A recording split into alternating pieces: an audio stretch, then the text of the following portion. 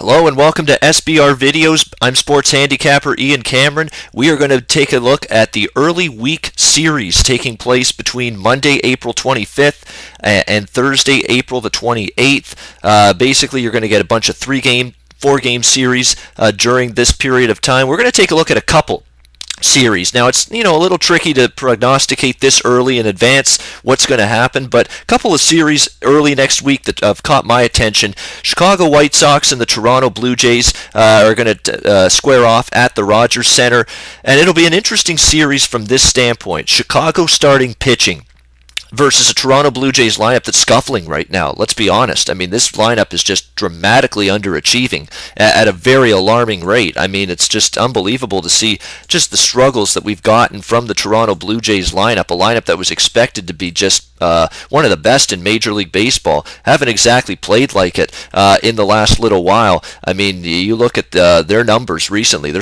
putting up a lot of games where they're scoring just 2, 3, and 4 runs per game, and it's been a big issue. And I've talked about previously on the videos here with SBR about what the Chicago White Sox pitching staff has done. I mean, have just pitched tremendous for the most part this season. Chris Sale continuing to be Chris Sale, one of the best pitchers in baseball, 4-0, 1.8 ERA. Jose Quintana, 2-1, 1.82 ERA. Matt Latos, a guy that was just picked up, off the scrap heap, trying to get this guy, trying to just pick him up for cheap and see if there's anything salvageable in terms of a guy that's had a lot of injuries and a lot of ineffectiveness, and he's even pitched great, 3-0 with a .49 ERA. The bullpen's been solid. Not going to be an easy chore for the Toronto Blue Jays lineup to get out of their funk here against a White Sox team that is pitching pretty well right now. So, when I look at this series, Toronto continues to be priced like a team that's probably going to win, or possibly going to win the American League East Division, be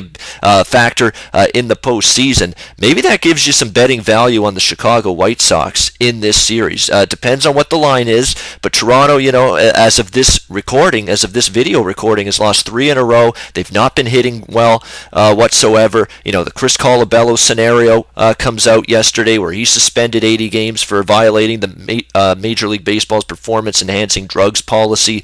So that's hanging over this team a little bit, and it showed in their game against Oakland, first game of that series, after the Colabello news came out. I mean, they would look flat. They looked a little hung, just like their mind was elsewhere and not necessarily on the game taking place on the field. So Jays have some concerns right now. It'll be interesting to see how this series is priced, because there just may be some value with the White Sox, a team and specifically a pitching staff that is performing much better than the betting markets anticipated coming into the season. And another series that we're going to take a look at, the other series in this video will preview the New York Yankees taking on the Texas Rangers, a nice early season American League battle here between two teams hoping to make the playoffs, and the Texas Rangers to me look like a team more than capable of not only making the playoffs but doing some damage in the playoffs. They've gotten off to a solid start this season, playing very, very well. Their pitching staff has really been solid. Cole Hamels has been good.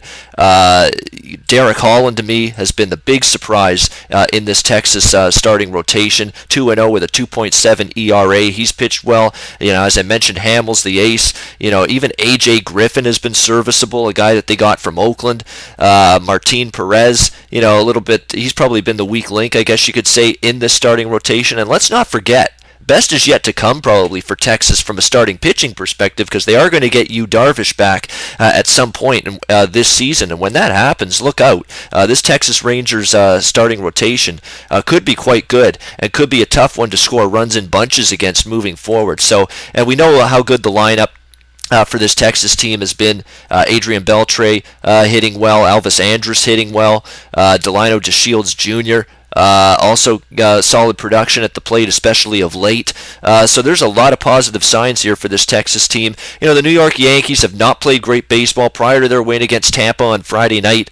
They had lost 7 of their last 8 games, not scuffling at the plate. The starting rotation has a lot of question marks, and I mean a lot of question marks. Masahiro Tanaka is one more blown shoulder from being out for the season on the DL. I mean, you just don't know when his health is going to fail him at this point with his shoulder. CC Sabathia, another guy living on borrowed time. 5.28 ERA. Even Michael Pineda, who's got the stuff to be a great starting pitcher, he's even had a couple of bouts with injury, and he's off to a 5.29 ERA start. Nathan Eovaldi, he's got electric stuff, but he has no idea, no clue, none, zero, about how to harness it. He's got a 6.11 ERA. That's not very good. So very disappointing results from this Yankee starting rotation, and that's a problem because these starting rotation guys, they don't have to be great. They just have to be solid, keep their team in the game so you can hand the ball to a bullpen that is very good, one of the best bullpens in baseball. But the problem is starting rotation on a consistent basis hasn't even been able to do that for the New York Yankees so far this season. I think Texas is the better of these two teams right now, the more complete team right now, getting better starting pitching right now, probably the better lineup right now. Maybe the bullpen you give an edge to the Yankees. Certainly I would, because Texas has had a couple little scary moments with their bullpen this year, but still, I think Texas might offer betting value. They're the team I'm definitely looking at as a team with a little bit more upside. Their ceiling is a little bit higher. Let's see if we can get some betting value in this series with the Texas Rangers when they face the New York Yankees. So that'll do it for my look at the MLB early week series taking place starting on Monday, April 25th through Thursday, April 28th. As always, good luck with all of your bets. Hope you cash some winners. I'm sports handicapper Ian Cameron. Thanks for watching. As always, enjoy the games and good luck.